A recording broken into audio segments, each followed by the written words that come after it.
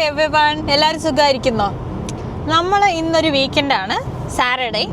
കുറേ ദിവസമായി എങ്ങോട്ടെങ്കിലും പോയിട്ട്. നമ്മുടെ ഫ്രണ്ട്സിനെയൊക്കെ കണ്ടിട്ട് കുറേ നാളായി.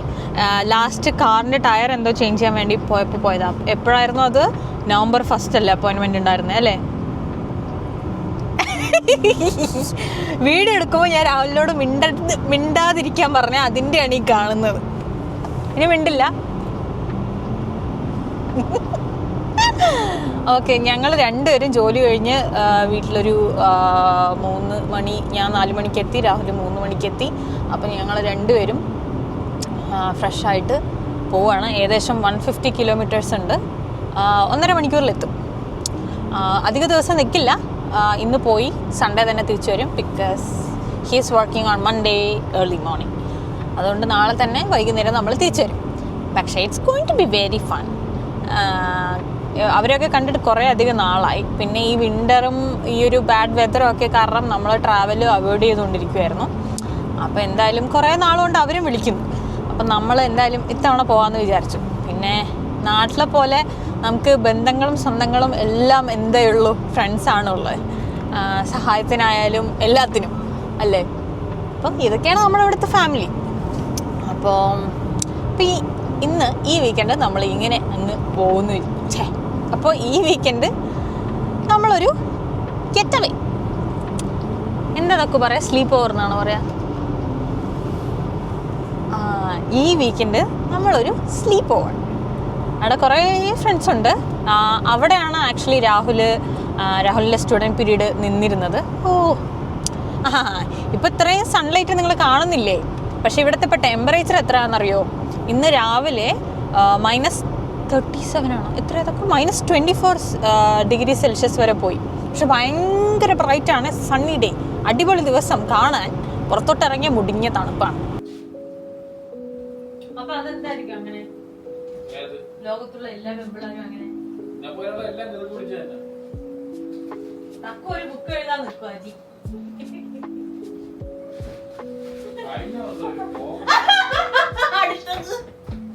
രാവിലെ ജോലിക്ക് പോയി എത്തിയപ്പോഴാണ് ഞാൻ ഫോൺ എടുത്തില്ല. ഒരുത്തി ഞാൻ ഫോൺ എടുക്കാൻ പറഞ്ഞു. ഒരു ഫോൺ എടുത്ത് തിരിച്ചു എന്നെ കാണാൻ എന്റെ ഫോണിൽ ഉപയോഗിക്കുക. ഫോണുള്ള സൈഡിൽ നിന്ന് എനിക്ക് വേണം. അതൊന്നും അല്ല അജി. വാച്ച് കയ്യിലുണ്ടെങ്കിൽ ഫോൺ എവിടെ ഉണ്ടായിരുന്നാലും വാച്ച് റിങ്ങി. അത്ര ബുദ്ധി എനിക്കുണ്ട്. അതിനാണ് ഞാൻ വിളിച്ചത്. പക്ഷെ 3 ദിവസം ഞാൻ വാച്ച് കൊണ്ടുപോകാൻ എനിക്കറിയില്ല. വാച്ച് എങ്ങനെ കിട്ടില്ല എന്ന് എനിക്ക് എങ്ങനെ അറിയാം? കൊറേ കോമഡി ഞാൻ കൊറേ മറന്നുപോയി. ജിമ്മാണ് വിറ്റ്. നമ്മള് രണ്ടുപേരും കണ്ടോടെ നോക്കി ചിരിക്കും. പിള്ളേരുടെ പിള്ളേരുടെ കാര്യം പറയുമ്പോഴാണ് ഇന്നലെ ഒരു 12 വയസ്സെന്നുള്ള കൊച്ചെ ചുമ്മാ കണ്ട അത്ഭുതം തോന്നിട്ട് അവന്മാര് കേറി. അല്ല, ഇന്നലെ എന്തോ ഒരു പരിപാടി ഉണ്ടായിരുന്നു. അപ്പൊ വെളിയിൽ നിന്നുള്ള പിള്ളേരെല്ലാരും പുതിയ ജിമ്മാണ്. പുതിയ ജിമ്മല്ല, ഇത് മറ്റേ കമ്മ്യൂണിറ്റി സെന്റർ ആണ്. അപ്പൊ അവിടെ എല്ലാവർക്കും പോകുന്നുണ്ട്. അപ്പൊ ഏതോ കൊച്ചു പിള്ളേര് 10-12 വയസ്സേ ഉള്ളൂ. അവന്മാര് മറ്റേ തൊരയോടെ വന്ന് കയറിയിട്ട് അവന്മാര് മറ്റേ വലിയ ബാലൊക്കെ എടുത്തു വെച്ച് ഒരേ ഇതടി കേട്ടാ. അപ്പൊ ഞാൻ നോക്കിയിട്ട് ഇവൻ മറ്റേ ആദ്യം ബാലിട്ട് അടിച്ചിട്ട് ഇവൻ ചെറുതായിട്ടൊന്ന് പതറാണ്. എന്നിട്ട് ഇവൻ 5 LB വെയിറ്റ് ഇട്ട്. അപ്പൊ ഞാൻ പറഞ്ഞു, നീ ഒന്ന് നിന്നോ, നോക്കിക്കോ, അവന്മാര് വെയിറ്റ് ഇടണം, നോക്കിക്കോളാൻ പറഞ്ഞു. അപ്പൊ അവന് ഞാൻ ചെന്ന് ഹൈറ്റ് അഡ്ജസ്റ്റ് ചെയ്ത് കൊടുത്ത്. അവ എടുത്ത് 4 സ്ക്വാട്ട് അടിച്ചിട്ട് തിരിച്ചു വെക്കാൻ പോയപ്പോ ഇവള് പറഞ്ഞു, വിട്ടോ ഞാൻ സഹായിച്ചോളാം. 12 വയസ്സുള്ള ചെറുക്കം പൊക്കിയ വെയിറ്റ് കയ്യെ പിടിച്ചിരിക്കുന്ന.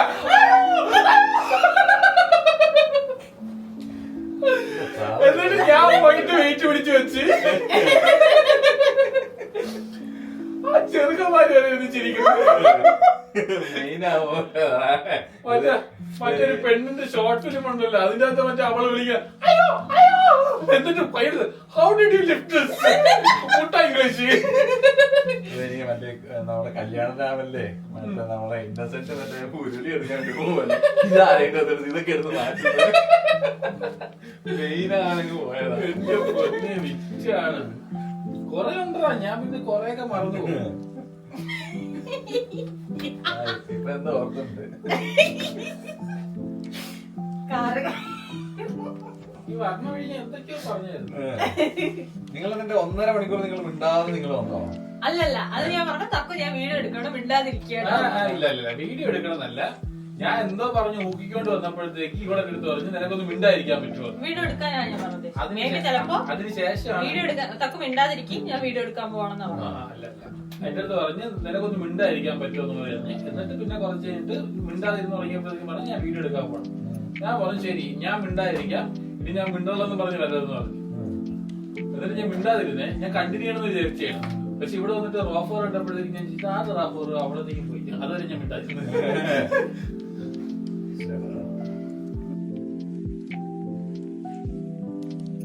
അവിടെ ഡൊണേഷൻ കൊടുക്കാൻ വെച്ചേക്കണം പറഞ്ഞ് നമ്മളെ വീട്ടിൽ എടുത്തോളൂ. ഒരു ആവശ്യമില്ലാത്ത സാധനം ഈ വീട്ടിൽ കണ്ടു കഴിഞ്ഞാൽ അടിച്ചിറക്കുമെന്നാണ് പറഞ്ഞേക്കുന്നത്.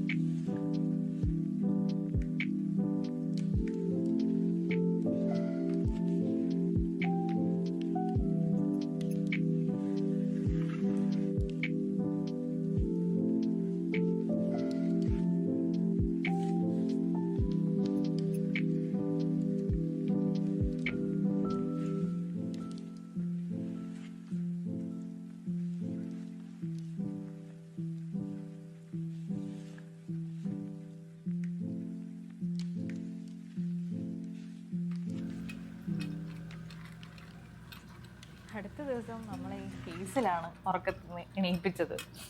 എൻ്റെ മുകളിലുള്ള തലങ്ങും വലങ്ങും ചാടുന്നുണ്ടായിരുന്നു. രാവിലെ ഇതിനൊരു വിശപ്പുണ്ട്, അപ്പോൾ അതിന് ഫീഡ് ചെയ്യാൻ വേണ്ടി ഞാൻ രാവിലെ തന്നെ എണീറ്റു.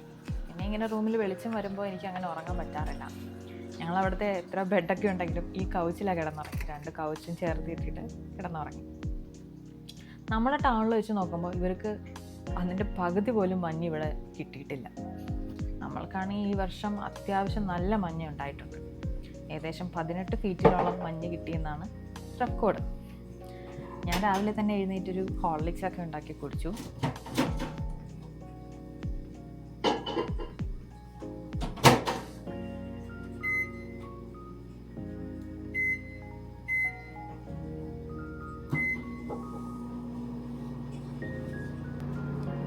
ഇപ്പം ഇവിടുത്തെ മഞ്ഞ് കണ്ടില്ലേ, അത്ര ഇവർക്ക് മഞ്ഞ് കിട്ടിയിട്ടില്ല. പക്ഷെ ആദ്യമൊക്കെ ഞാൻ നയഗ്ര ഫാൾസിൽ നിന്ന് ഇങ്ങോട്ട് വരുന്ന സമയത്ത് എനിക്കിവിടുത്തെ മഞ്ഞ് കാണുമ്പോൾ അത്ഭുതമായിരുന്നു.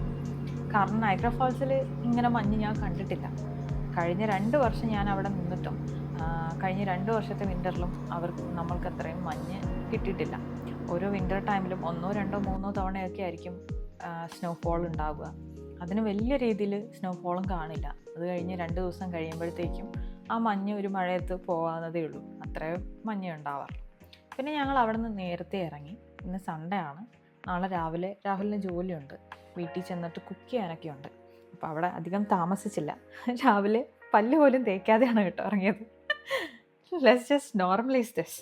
ഇവിടെയുള്ള സായിപ്പന്മാർ വേറൊരു ശീലം എന്ന് വെച്ച് കഴിഞ്ഞാൽ നമ്മൾ രാവിലെ എഴുന്നേറ്റ് പാടെ പല്ല് തേക്കുമെങ്കിൽ ഇവിടെ ഉള്ളവർ രാവിലെ എഴുന്നേറ്റ് ഫ്രഷൊക്കെ ആയി ബ്രേക്ക്ഫാസ്റ്റ് ശേഷമായിരിക്കും അവരിവിടെ ബ്രഷ് ചെയ്തിട്ടായിരിക്കും പുറത്തോട്ട് ഇറങ്ങുക. അങ്ങനെയാണ് അവർ ചെയ്യുന്നത്. വാട്ട് എവർ സം എക്സ്ക്യൂസ് അല്ലേ. ഈ പ്ലേസ് രാഹുലിന് ഭയങ്കര ഇഷ്ടമാണ്. ഓസ്മോസ് എന്നുള്ള ഷവർമയാണ് നമ്മൾ ഓർഡർ ചെയ്തത്. നമ്മളുടെ ടൗണിൽ ഇവരുടെ സ്റ്റോറില്ല. തൊട്ടടുത്തൊരു സ്റ്റോറുണ്ട്. രാഹുൽ ഇങ്ങനെ ആഗ്രഹിച്ച് പോയി അവിടെ പോയി ഓർഡർ ചെയ്ത് കഴിക്കാറുണ്ട്. അപ്പോൾ ഇവിടെ വന്നപ്പോൾ ഓസ്മോസ് എന്നുള്ള ഒരു ഷവർമ തന്നെ നമ്മൾ ഓർഡർ ചെയ്തു. എനിക്കൊരു ചിക്കൻ ഷവർമയും രാഹുലൊരു ബീഫ് ഷവർമയാണ് ഓർഡർ ചെയ്തിരിക്കുന്നത്. ഇതിലിപ്പോൾ ഒഴിക്കുന്ന ആ ഒരു ക്രീമി സോസ് ഉണ്ടല്ലോ, അതൊരു ഗാർലിക്കിൻ്റെ ഫ്ലേവർ വരുന്ന ഒരു സോസാണ്. It is really yummy.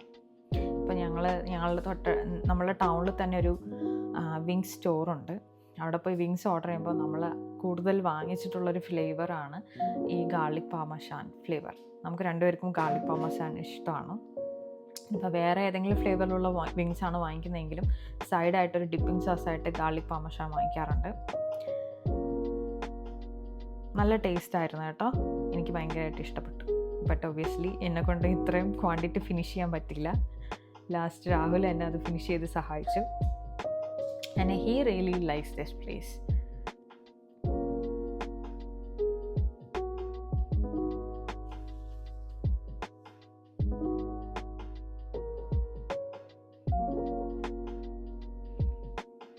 ഇന്നത്തെ ബ്രഞ്ച് ഇത്തിരി ഹെവി ആയിരുന്നു.